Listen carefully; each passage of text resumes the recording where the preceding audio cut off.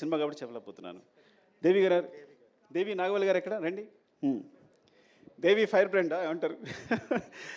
దేవి యాక్చువల్గా తను రీసెర్చ్ చేసిన కొన్ని కథలు చెప్తే సినిమాస్ అంటే బయట తను ఆల్రెడీ తన జర్నలిస్ట్ ఎక్స్పీరియన్స్ తోటి తను చెప్పిన తను రీసెర్చ్ చేసిన చెప్తే నేను షాక్ అయిపోయాను.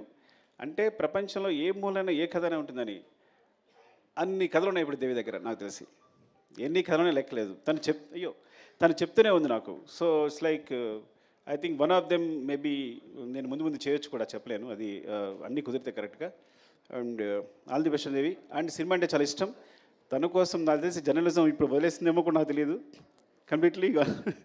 సో ఎవ్రీ డే స్టూడియో వదిలేసి సెట్లాగా వచ్చి కూర్చొని ప్రతిదీ అబ్జర్వ్ చేస్తూ మాకు అందరికి హెల్ప్ చేస్తూ తను ఐ థింక్ తన డైరెక్షన్ ట్రై చేస్తుంది. All the best Devi. Thank you Devi. And Alekhya ఏం చెప్పాలి నీ గురించి? అలేఖ్య ఈ అమ్మాయి అంటే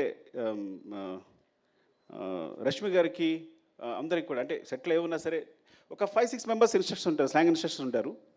అందులో తను అనమాట. సో రష్మి గారు వస్తే కంపల్సరీ తనకు స్లాంగ్ చెప్పడానికి అమ్మాయి ఎప్పుడు అక్కడే ఉంటుంది. So it's like part of direction department అయిపోయింది తను. Thank you Alekhya. All the best.